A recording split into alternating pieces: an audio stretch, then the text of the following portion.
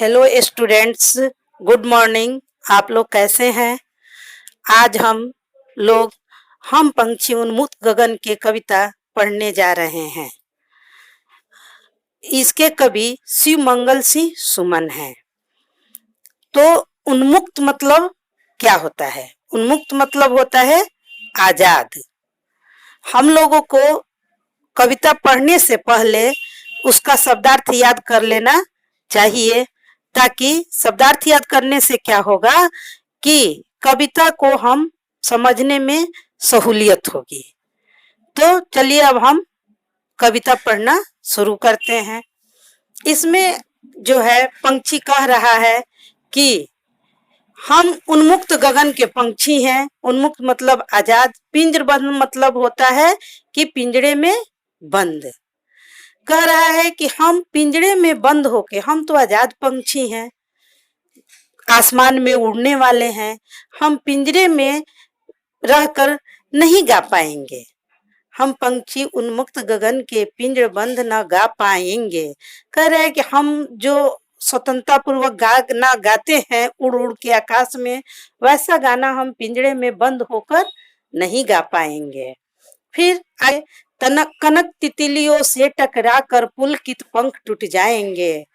कह रहा है पंछी कि सोने की जो पिंजरे होते हैं और उसकी जो तिलियां होती है, उससे जब मेरा पंख टकराएगा तो मेरा जो कोमल कोमल पंख है वो टूट जाएंगे।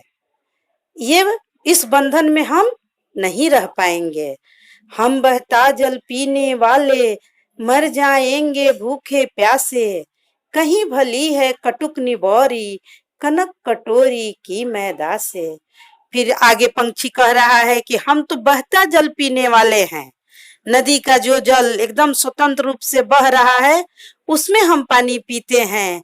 और हमको अगर बंद पिंजरे में पानी दिया जाएगा कटोरे में, तो मैं तो पानी पी नहीं पाऊंगा, मैं भूखे प्यासे इस पिंजरे में मर जाऊंगा।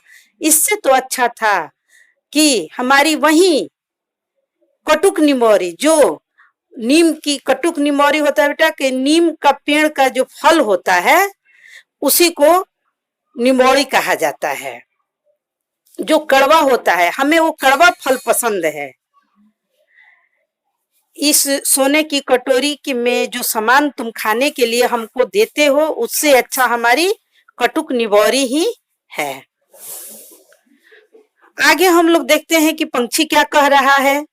अगले पद में कह रहा है कि स्वर्ण श्रृंखला के बंधन में अपनी गति उड़ान सब भूले, बस सपनों में देख रहे हैं तरु की पुगनी पर के झूले, पुनगी फुनगी पर के झूले। कह रहा है कि जो स्वर्ण श्रृंखला, जो सोने का पिंजरा में आप हमको बंधन बनाए हैं, उसमें हम जो अपना वास्तविक उड़ान उड़ते थे, स्वतंत्र रूप से उड़ते थे, उसको तो सब हम भूल चुके हैं। और भूल कर क्या हो रहा है, अब हम जब भी सपना देखते हैं तो देखते हैं कि उसी तरह जैसे स्वतंत्र एक पक्षी पेड़ के फुगनी पर बैठ के झूला झूलता है, वैसे हम झूले झूल रहे हैं। वो अपनी व्यथा को बताता है। जब उसको बंद कर दिया जाता है पिंजरा में पक्षी को, तो अपनी दुख को, अपने भावना को व्यक्त कर रहा है कि हमें बंद न किया जाए। अब कह रहा है कि ऐसे थे अरमान की उड़ते नीले गगन की सीमा पाने। करे कि मेरा तो ये शौक था, मेरा तो ये अरमान था कि हम नीले गगन, ऊंचे आकाश में उड़ते, सीमा पाने की, गगन की लंबाई को नापते कितना ऊंचा है। लाल किरण सी चोच खोल कर चुंगते तारक अनार के दाने।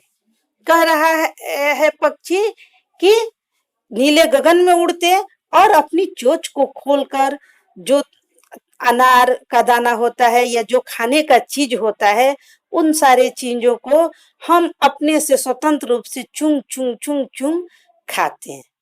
हर तरह से इस कविता में पंछी जो है अपने दुख को व्यक्त कर रहा है कि हमको बंधन नहीं बनाइए, हमको स्वतंत्र रूप से छोड़ दीजिए, ताकि हम अपनी जिंदगी को अपने हिसाब से जिए। अब देखते हैं अगले पद में क्या है कि होती सीमाहीन क्षितिज से इन पंखों की होड़ा होड़ी। कवि कह रहा है पक्षी कि अगर जब हम आकाश में उड़ते हैं, क्षितिज मतलब होता है जहां पृथ्वी और आकाश मिलता हुआ नजर आता है, वो कोई निश्चित सीमा नहीं है कहाँ वो मिलता है, बस दिखता है तो लगता है कि पृथ्वी और आसमान जो है एक जगह मिल रहे हैं। तो पक्षी कह रहा है कि अगर हम उड़ान भरते हैं तो उस क्षितिज से मिलने की हमारी क्या होती, प्रतियोगिता होती उससे कि हम मिलने जा रहे हैं, मिल रहे हैं। होती सीमाहीन क्षितिज से इन पंखों की होड़ा होड़ी, ना या तो क्षितिज मिलन बन जाता या तंती सांसों की डोरी। उड़ते उड़ते उड़ते उड़ते हो सकता था कि हम क्षितिज पर जाते, क्षितिज तक हम पहुंच जाते। अगर नहीं भी पहुंच पाते तो हमें किसी बात का गम नहीं था। क्या होता, ज्यादा से ज्यादा हम मर जाते हैं, या तंती सांसों की डोरी, इससे ज्यादा कुछ नहीं होता। लेकिन हम स्वतंत्र तो होते, अपने इच्छा से उड़ान तो भर सकते थे, अपनी इच्छा से जिंदगी तो जी सकते थे। लास्ट में कह रहा है कि नीड़ न दो चाहे टहनी का। नीड़ मतलब होता है घोंसला। टहनी पे हमें घोंसला मत बनाने दो, जाने दो, हमारा घोंसला भी तुम उजाड़ लो। आश्रय छिन्न भिन्न कर डालो, हमारा जो रहने का जगह है उसको भी तुम खराब तोड़ फोड़ दो।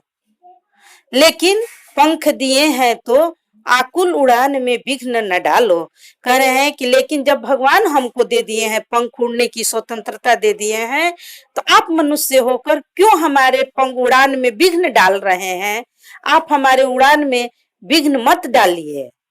इस तरह से इस कविता के माध्यम से कवि जो है ये संदेश दे रहे हैं कि जब एक पक्षी को स्वतंत्रता इतनी प्रिय है तो एक आदमी जो है वो कैसे आजादी में जीवन व्यतीत कर सकता, स्वतंत्रता में जीवन व्यतीत कर सकता है।